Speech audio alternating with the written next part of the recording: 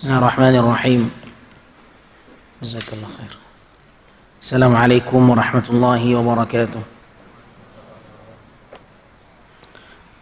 Alhamdulillahi rabbil alamin. Wassalatu wassalamu ala nabiyyina al-karim al-mab'utsu rahmatan lil alamin sayyidil mursalin wa khatamun nabiyyin wa ala alihi wa ashabihi ajma'in wa man tabi'ahum bi ihsanin ila yaumiddin. Allahumma inna nas'aluka 'ilman nafi'an wa rizqan thayyiban wa 'amalan mutaqabbala. Allahumma 'allimna ma yanfa'una wanfa'na bima 'allamtana wa zidna 'ilman. Rabbana shrah lana sudurana wa yassir lana umurana wahlul 'uqdatan min alsinatina yafqahu aqwalana. Allahumma ij'alil 'ilma hujjatan lana la 'alaina. Allahumma ij'alna mimman yastami'una al-qawla fayattabi'una ahsanah. Allahumma arina al-haqqa haqqan warzuqna ittiba'ah wa arina al-batila batilan warzuqna ijtinabah. Kaum muslimin hadirin yang dimuliakan Allah, alhamdulillah, tak bosan-bosannya kita selalu bersyukur kepada Allah Subhanahu wa taala yang sampai saat ini Allah masih memberikan kepada kita kekuatan, kemampuan untuk bisa menghadiri rumahnya, memenuhi panggilannya, mendatangi salah satu kewajiban yang telah Allah tetapkan kepada kaum muslimin, terkhusus kaum lelaki, mengerjakan salat secara berjamaah. Semoga Allah Subhanahu wa taala senantiasa memudahkan langkah kita selalu untuk mendatangi rumahnya, untuk selalu menjawab panggilan dan seruannya. Dan semoga Allah Subhanahu wa taala memudahkan ketaatan-ketaatan kita yang lain, salat dan ibadah-ibadah yang lain. Perintah-perintah Allah Subhanahu wa taala semoga senantiasa terlaksana dan larangan-larangannya senantiasa kita tinggalkan dengan penuh kemudahan, karena Allah lah yang bisa memberikan taufik itu semua kepada kita. Dan semoga Allah Subhanahu wa taala menerima amal saleh kita, menjadikannya sebagai pemberat timbangan kebaikan kita kelak di hari perhitungan nantinya. Allahumma amin ya rabbal alamin. Salawat beriringkan salam tak lupa kita sampaikan untuk hamba kekasihnya, manusia terbaik pilihannya, Nabi kita tercinta Nabi Muhammad sallallahu alaihi wasallam. Allahumma salli ala Muhammadin wa alihi wa sahbihi wasallam. Kaum muslimin yang dimuliakan Allah, kembali kita lanjutkan pelajaran di dalam kitab Al-Qaulul Mubin fi Akhta'il Musallin yang dikarang oleh Syekh Masyhur Hasan Salman hafizahullah taala. Beliau membawakan kepada kita tentang aturan main, siapa orang yang paling berhak untuk berdiri di belakang imam. Siapakah orang yang pantas untuk berdiri di belakang imam? Beliau menyebutkan, wa minal mu'sifi aydha an tara ba'd al-'awwam yudawimuna 'ala al-wuqufi khalf al-imam mubasyarah. Kita saksikan bahwa sebagian awam, sebagian orang-orang yang tidak faham dengan syariat, yang minim akan ilmu, yang tidak mengerti tentang ketentuan agama, mereka selalu berdiri di belakang imam.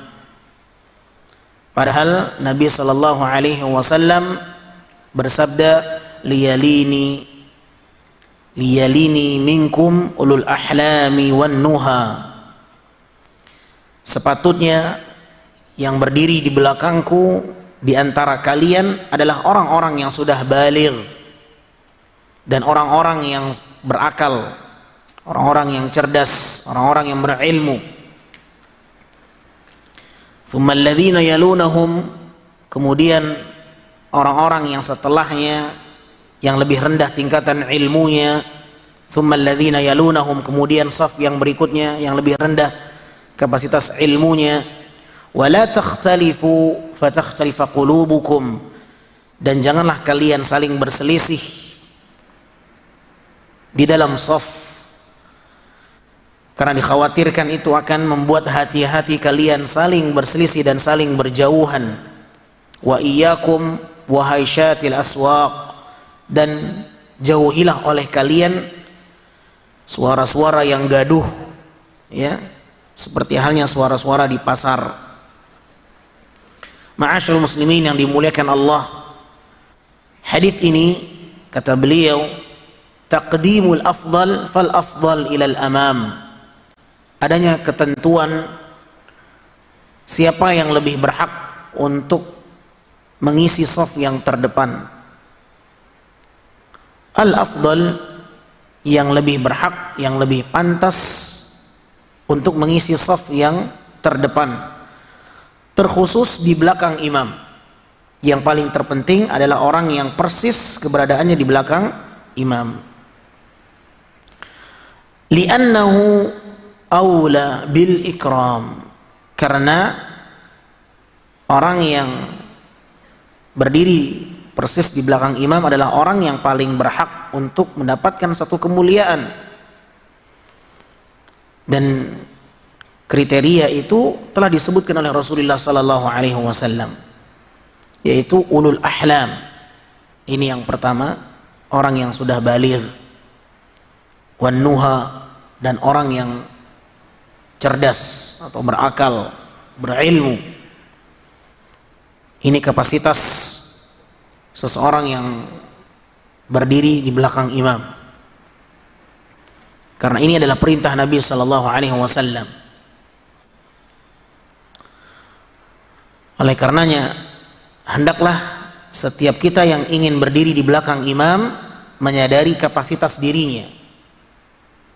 Dan kita akan sebutkan satu riwayat bagaimana perlakuan sahabat yang mendapati seseorang yang berdiri di belakang imam sedangkan itu bukan kapasitasnya. Oleh karenanya para ulama menyebutkan, rahimallahu mra'an arafa qadra nafsah. Allah merahmati seseorang yang menyadari kemampuan dirinya sendiri. Para ulama menyebutkan, sesungguhnya Allah subhanahu wa ta'ala akan merahmati seseorang yang menyadari dan mengakui kadar kemampuan dirinya. Kalau sekiranya dia memandang bahwa dirinya jauh dari kriteria yang diinginkan, maka hendaklah dia tidak memenuhi saf itu. Bukan berarti terlarang dalam hal ini haram, bukan. Akan tetapi hendaklah dia memberikan hak itu kepada orang yang lebih pantas untuk memiliki posisi tersebut, karena menduduki posisi itu ada maslahat dan ada kepentingan yang telah ditinjau oleh syariat. Oleh karenanya mengapa Nabi SAW menyebutkan ketentuan tersebut, karena merekalah nanti yang akan menggantikan posisi imam apabila sang imam batal, dan dia pula yang akan membenarkan bacaan imam. Bukan berarti tidak boleh orang lain membenarkan bacaan imam apabila imam salah, akan tapi dia lebih berhak untuk mengingatkan imam. Namun kalau sekiranya ternyata orang yang di belakang imam tidak bisa membenarkan bacaan imam, maka ketika itu bagi makmum yang lain diperbolehkan juga untuk al-fath, membenarkan dan memperbaiki kekeliruan sang imam apabila membaca Al-Quran di dalam salatnya. Wali'annahu rabbama ihtaja al-imam ila istikhlaf.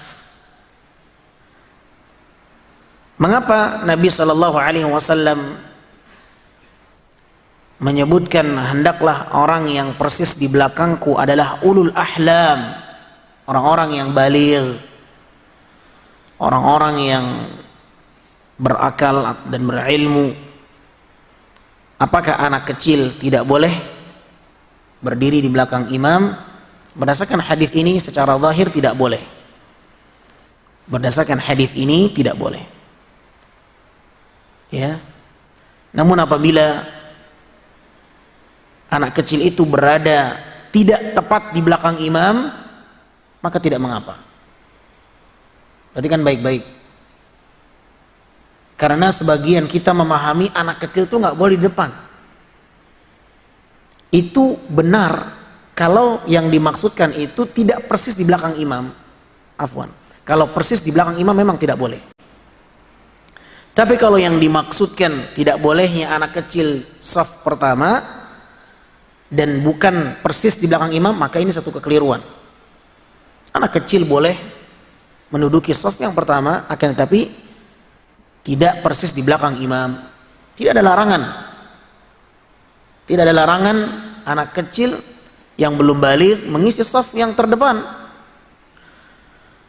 Dan satu kezaliman apabila anak kecil yang sudah mendapatkan saf yang pertama diusir ke belakang. Ini satu kezaliman. Ini satu kesalahan yang beredar di tengah masyarakat kita. Syekh Shalih bin Utsaimin mengatakan, apabila anak kecil itu lebih dahulu mendapati posisi saf yang terdepan, kemudian Anda datang terlambat, maka tidak boleh engkau mengusirnya, engkau mengambil haknya. Dia lebih pantas untuk mendapatkan hak itu. Dia lebih awal datang, dia lebih pertama dapat. Lantas Anda usir dia, Anda yang menduduki posisinya. Ini satu kesalahan. Anda memakan hak orang lain. Dan Anda telah mengecilkan hati anak kecil itu. Ya, terpukul hati anak kecil itu. Kenapa saya diusir ke belakang?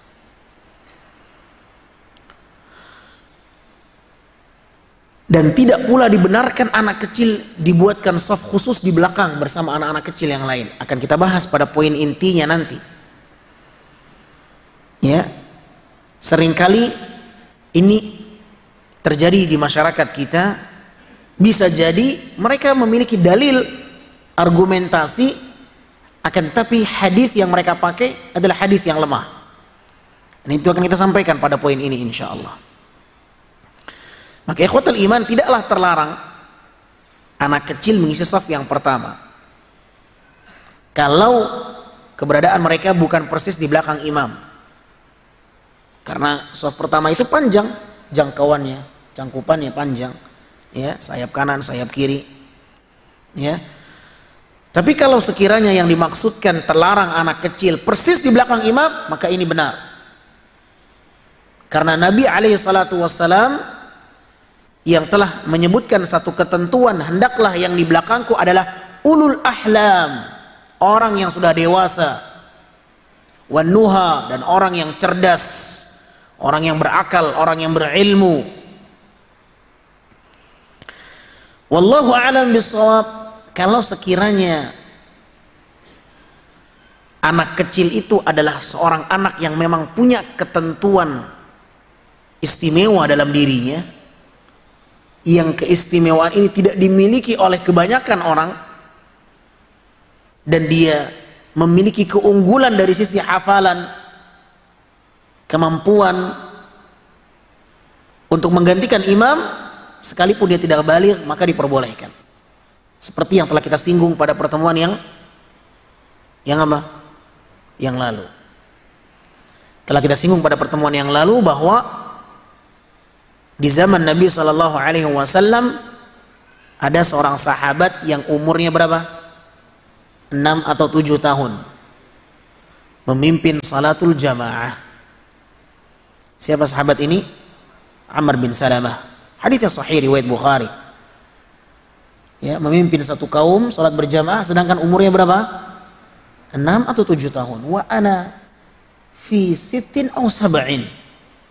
Dan ini pengakuan langsung dari sahabat yang menjadi imam, memimpin satu kaum yang ketika itu umur saya sekitar 6 atau 7 tahun, kata Amr bin Salamah.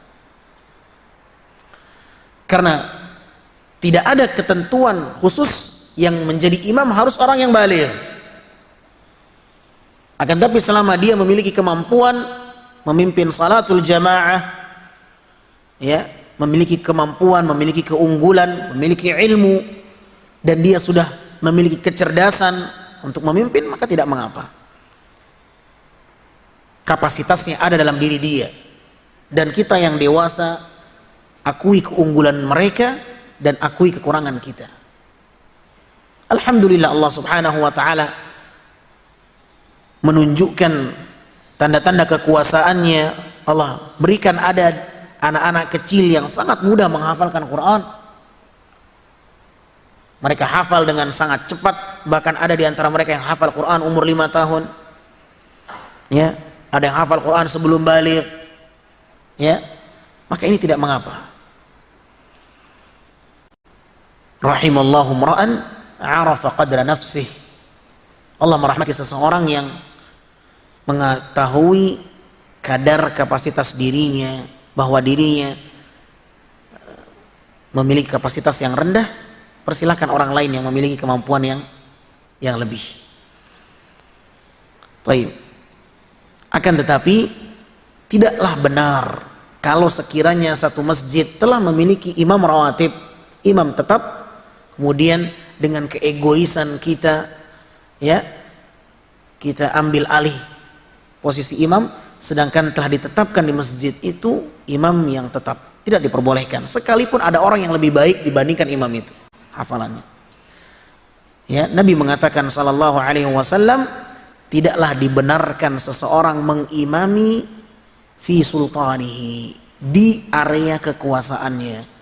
Tidak boleh orang lain menjadi imam di daerah kekuasaan seseorang yang telah mendapatkan amanah baginya untuk memimpin salat. Sekalipun ada orang yang lebih handal, sekalipun ada orang yang lebih profesional di bidang qiraat, di bidang ilmu tajwid dan makharijul huruf, selama telah ditetapkan di satu masjid imam rawatib, imam tetap, maka dia lebih berhak untuk memimpin salat. Ya, jangan Anda, saya kan sudah belajar tahsin, saya kan sudah dapat sertifikasi, imam ini belum dapat sertifikat. Tidak boleh, adabnya tidak boleh. Kalau Anda ingin menyampaikan kesalahan dia, Anda ingatkan kekeliruan dia, silahkan. Tapi Anda mengambil posisi dia secara langsung, ya, sedangkan dia telah terpilih menjadi seorang imam yang dipercaya untuk menjadi imam di sana, maka ini suatu hal yang tidak dibenarkan. Nah, maka kalau sekiranya yang di belakang imam itu adalah anak kecil yang dia sudah dikatakan oleh para ulama sinnut tamyiz atau sinnur rusyd, umurnya adalah umur yang telah mencapai kematangan dari kecerdasan seorang anak. Dia sudah bisa membedakan, sudah bisa sholat dengan baik, bahkan lebih baik dibandingkan orang dewasa misalnya. Dari sisi gerakannya, dari sisi bacaannya, dari sisi hafalannya unggul. Ya, banyak orang-orang yang sudah dewasa, yang sudah tua, yang sudah berumur, gerakan sholatnya berantakan, bacaannya tidak sahih dari zikir-zikir hadis yang sahih, kemudian tidak memiliki kemampuan untuk menjadi imam. Maka wallahu a'lam bishawab, dalam hal ini anak kecil diperbolehkan untuk berdiri di belakang imam. Bahkan jangankan di belakang imam, menjadi imam pun dia berhak, sebagaimana Amr bin Salamah yang menjadi imam ketika umurnya 6 dan 7 tahun. Nah, dan ini yang ditegaskan oleh Al-Imam Syafi'i rahimahullah. Hadis di atas menunjukkan bolehnya anak kecil menjadi imam salat jamaah. Namun kalau sekiranya ada orang yang lebih berumur dan lebih unggul, ya, di bidang ilmu, di bidang hafalan misalnya, maka itu yang harus lebih diprioritaskan. Karena itulah ketentuan dasar yang Nabi sampaikan dalam hadis yang sharih, yang tegas, liyalini minkum, hendaklah yang dekat posisinya denganku di antara kalian adalah ulul ahlam, orang-orang yang sudah ihtilam, yang sudah baligh, dan orang-orang yang berilmu, berakal, nuha. Baik. Mengapa Nabi sallallahu alaihi wasallam menyebutkan ketentuan itu? Kata beliau, al-muallif sang pengarang kitab hafizahullah, li'annahu rubbama ihtajal imam ila istikhlaf. Karena bisa jadi sang imam itu membutuhkan pengganti, maka harus orang yang tepat untuk menjadi penggantinya. Sebagaimana seorang pemimpin yang ingin mewakilkan tugasnya, tidaklah mungkin dia mewakili tugasnya kecuali kepada orang yang dia percaya. Maka tidak mengapa seorang imam menggeser makmum di belakangnya, dipindahkan. Tolong ini digeser, tolong pindah. Tidak mengapa. Kenapa? Dia berhak, dia pemimpin. Dan dia berhak untuk memilih siapa penggantinya. Sebagaimana seorang pemimpin yang akan berhalangan, dia akan mewakilkan tugasnya kepada orang yang dia percaya. Kalau sekiranya dia melihat bahwa orang yang di belakangnya tidak pantas untuk menggantikan posisinya, apabila batal, maka dia boleh untuk menyampaikan kepadanya untuk mengganti posisi, bergeser kepada orang di samping kanannya atau di samping kirinya. Fayakunu huwa aula. Maka dari ketentuan itulah dia adalah orang yang pantas untuk menggantikan posisi imam. Mengapa Nabi SAW meminta kepada para sahabatnya, hendaklah orang yang berada di belakangku adalah orang-orang yang ketentuannya demikian dan demikian, karena memang bisa jadi dia yang akan menggantikan posisi imam apabila imam batal. Wali'annahu yatafattan, karena orang yang berakal, orang yang sudah baligh, orang yang cerdas, orang yang berilmu, dia memiliki kemampuan untuk bisa mengingatkan imam. Kriteria itu bisa digunakan untuk memberikan tanbih, litanbihil imam ala sahwi. Karena kemampuan yang disebutkan oleh Nabi itu diharapkan bisa untuk memberikan peringatan kepada imam kalau imam lupa. Ini dia. Jadi Nabi mengatakan satu kriteria ini karena ada alasan. Ya, apabila nanti terjadi imam batal salatnya misalnya, atau imam keliru bacaannya, atau imam lupa, maka dialah yang diharapkan untuk memberikan peringatan itu kepada sang imam. Lamma la yatafattan lahu ghairuhu, dan ini sangat jelas bahwa orang yang di belakang imam tentulah harus lebih memahami dibandingkan orang yang berada di belakang, yang jauh di belakang. Tentulah orang yang persis di belakang imam yang benar-benar harus memperhatikan akan keberadaan posisinya. Ya. Waliyadbitu sifatas salah, dan orang yang persis di belakang imam itu adalah orang-orang yang memiliki kemampuan dhabit di dalam sifat salat, memiliki kemampuan di dalam memahami konsep salat. Wa yahfazuha wa yanquluha wa yuallimuhan nas, yang dia bisa menjaga dan bisa mengajarkannya kepada manusia tentang sifat salat. Wal yaqtadi bi af'alihim min waraihim, yang dengannya orang-orang bisa mengambil tata cara kaifiyah bagaimana salat darinya. Nah, wa inna haula'il awam qaminun bihim an yuakhiru, dan hendaklah mereka orang-orang yang awam, orang-orang yang masih dangkal keilmuannya, lebih pantas dia untuk mengakhirkan dirinya, tidak persis di belakang imam. Silahkan di saf yang pertama tapi di sebelah kanan atau di sebelah kiri. Ya. Hatta ya'rifu manazilahum, dan itulah yang sepatutnya dia mengetahui kadar kapasitas dirinya. Ya. Wa an yaf'al bihim ahlul ilm, dan sebaliknya orang-orang yang berilmu, orang-orang yang sudah memiliki ilmu, yang sudah belajar, yang sudah memiliki kemampuan, hendaklah mereka mempraktekkan, melakukan apa yang dilakukan oleh sahabat Ubay bin Ka'ab kepada sebagian tabi'in.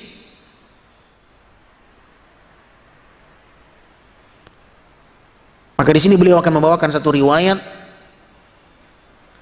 satu kejadian yang pernah dialami oleh salah seorang tabi'in yang bernama Qais bin Abbad. An Qais bin Abbad qal, dari Qais bin Abbad, ini salah seorang tabi'in, generasi yang hidup satu zaman dengan sahabat namun tidak berjumpa dengan Nabi SAW. Dari Qais bin Abbad berkata, bainama ana bil Madinah bil masjid fil shaffil muqaddam, ketika aku berada di kota Madinah di Masjid Nabawi, aku berdiri di shaf yang terdepan, aku berdiri, aku mengerjakan salat, qaimun usalli, fajadzabani rajulun min khalfani jazbatan, maka ketika aku sedang berdiri di shaf yang terdepan, tiba-tiba ada seseorang yang menarikku dari belakang, menarikku dari belakang dan meletakkanku di shaf yang di belakang. Fanahani wa qama maqami, dia menyingkirkanku dari posisiku yang sebelumnya, ya, menjauhkanku dari posisi yang sebelumnya. Qal, maka kemudian aku pun berkata dalam hatiku, fa wallahi ma aqiltu salati, demi Allah ini mengakibatkan salatku buyar. Kok bisa aku ditarik ke belakang dalam salat yang ketika itu posisiku di depan. Falamman saraf, ketika selesai salat, ternyata aku baru menyadari yang menarikku ke belakang tadi adalah sahabat yang bernama Ubay bin Ka'ab. Ubay bin Ka'ab ini sahabat Nabi SAW, sahabat Nabi yang unggul di bidang Al-Quranul Karim, sahabat Nabi yang pernah ketika Nabi lupa bacaan Qurannya memimpin salat, Nabi mengharapkan Ubay yang mengingatkan Nabi SAW. Suatu ketika Nabi salat memimpin, kemudian Nabi lupa bacaan Al-Qurannya, ya, Nabi SAW walaupun beliau adalah seorang Rasul, tetap fitrahnya manusia lupa, ya, tidak lepas dari fitrahnya manusia.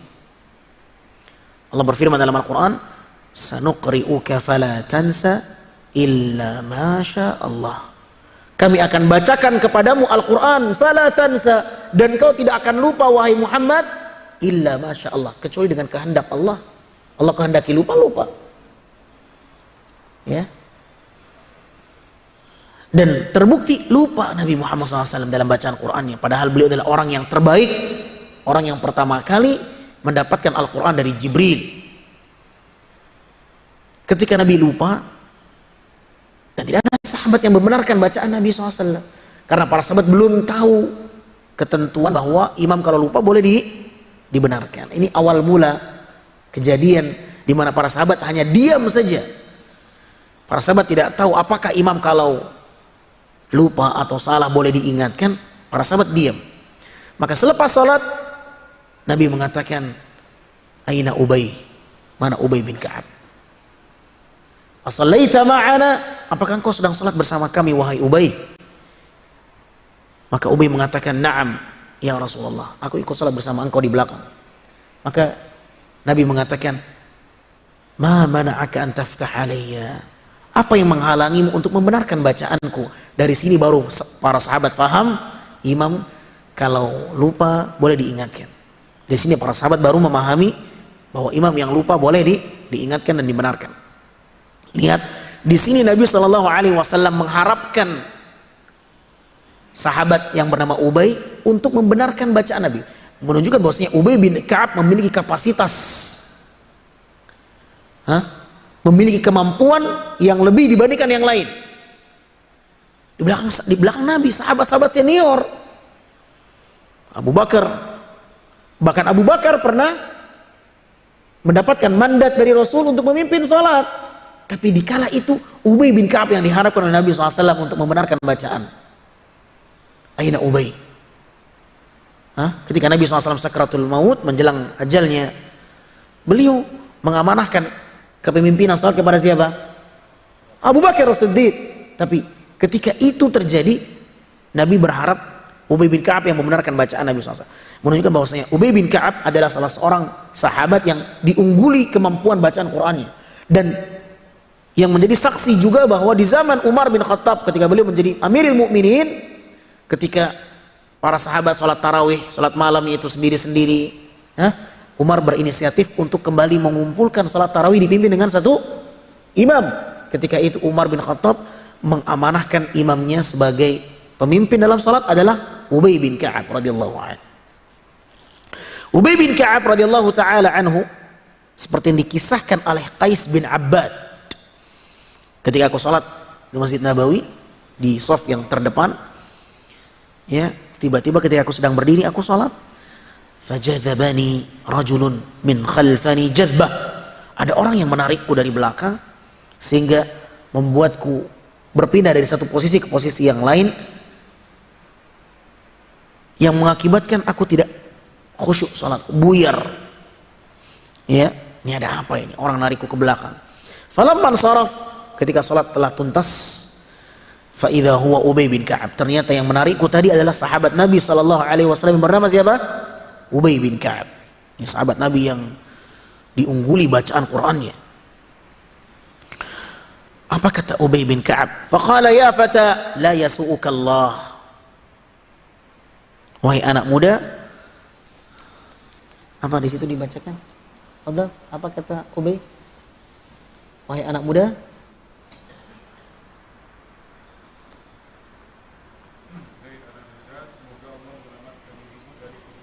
nah, wahai anak muda, semoga Allah menyelamatkanmu dari keburukan. Ya. Semoga Allah menyelamatkanmu dari keburukan. Keburukan apa? Dia sholat di depan, masa itu dikatakan buruk?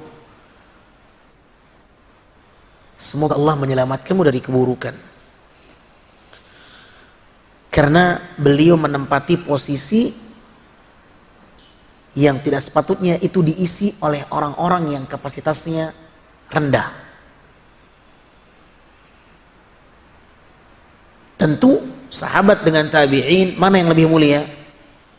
Sahabat. Ya, maka sahabat lebih pantas untuk memiliki posisi itu. Dan memang itu yang Nabi katakan kepada para sahabat ketika Nabi masih hidup. Ya. Faqala ya fata la yasu'uka Allah. Wahai anak muda, semoga Allah menyelamatkanmu dari keburukan. Inna hadza ahdun minan Nabi SAW ilaina annali. Sesungguhnya ini adalah satu ketentuan, satu perjanjian yang pernah kami alami, yang pernah kami temukan di masa Nabi SAW ketika kami hidup bersama Nabi SAW. Inilah yang kami jalani selama ini. Kemudian hingga pada akhirnya Ubay bin Ka'ab membawakan sabda Rasulullah SAW di mana Nabi mengatakan, hendaklah orang yang persis di belakangku adalah orang yang ulul ahlami wan nuha. Baik. Ini dilakukan oleh sahabat Nabi SAW. Kalau ini dilakukan, khawatirnya akan terjadi apa? Fitnah. Ada orang di depan ditarik belakang. Baik. Semoga orang yang mengisi saf di belakang imam adalah orang yang memang betul-betul berhak dan memiliki kemampuan dan kapasitas. Ahibati fillah yang dimuliakan Allah Subhanahu wa taala. Wa fi fi'li Ubay radhiyallahu taala anhu bayan anna ulil ahlami wan nuha ahaqqu bis-saffil awwal. Dari sikapnya Ubay bin Ka'ab tadi menunjukkan bahwa ulul ahlam wan nuha ini adalah kriteria yang berhak untuk mengisi saf yang terdepan. Ya. Lebih-lebih lagi ketika saf yang terdepan itu persis di belakang imam. Wal afdal li haula al-awwam an yusallu fi mayamin as-sufuf. Maka yang terbaik bagi orang-orang yang awam, yang kapasitasnya ilmunya mungkin masih dangkal, hendaklah dia memilih salat di bagian sayap kanan, ya, mayaminis sufuf, dunal itanu fi makanin muayyam kama qadimna, dan dia tidak memposisikan dirinya di tempat yang kita sebutkan tadi. Ya. Anil Bara bin Azib qala kunna idza sallayna khalfa an-nabi sallallahu alaihi wasallam ahbabna an nakuna an yaminih. Bara bin Azib, sahabat Bara bin Azib mengatakan, dahulu kami ketika sholat di belakang Nabi sallallahu alaihi wasallam, kami sangat menyukai sholat di sebelah kanan. Sebelah kanannya imam. Ya. Karena shaf yang di sebelah kanan ini ada satu keistimewaan. Ya. Ada satu keistimewaan. Apa keistimewaan itu? Kita dengarkan perkataan Aisyah radhiyallahu taala anha, "Innallaha wa malaikatahu yusalluna ala mayaminis sufuf." Sesungguhnya Allah dan para malaikatnya senantiasa bersalawat mendoakan kebaikan bagi orang-orang yang berada di shaf yang sebelah kanan. Sebelah kanannya imam. Ini keistimewaan shaf yang di sebelah kanan. Ya. Kalau antum yang di sayap kiri baru mendengarkan hadis ini, antum pada pertemuan berikutnya antum cari shaf yang di sebelah kanan. Ya. Karena orang yang sholat di sebelah kanan itu dapat doa istimewa dari Allah dan malaikat, dapat kebaikan istimewa dari Allah dan malaikat. Innallaha wa malaikatahu yusalluna ala mayaminis sufuf. Sesungguhnya Allah dan para malaikatnya senantiasa bersalawat untuk orang-orang yang ada di sebelah kanan shaf imam. Maka Bara bin Azib mengatakan, dahulu kami tatkala salat di belakang Nabi, kami sangat suka untuk meraih posisi shaf yang di sebelah kanannya imam karena keistimewaan ini. Nah, wallahu a'lam bishawab. Maka seorang yang melihat dirinya tidak memiliki kemampuan untuk berdiri di belakang imam, maka dia bisa beralih kepada shaf yang di sebelah kanannya imam, karena itu adalah keistimewaan yang bisa dia dapatkan apabila dia tidak memiliki kapasitas untuk berdiri persis di belakang imam. Ini saran yang diberikan oleh beliau hafizahullah taala. Insyaallah kita lanjutkan pada pertemuan berikutnya biidznillah taala. Wassallallahu wasallam ala nabiyyina Muhammadin wa ala alihi washabihi wasallam. Subhanakallahumma wa bihamdika asyhadu an la ilaha illa anta astaghfiruka wa atubu ilaik. Assalamualaikum warahmatullahi wabarakatuh.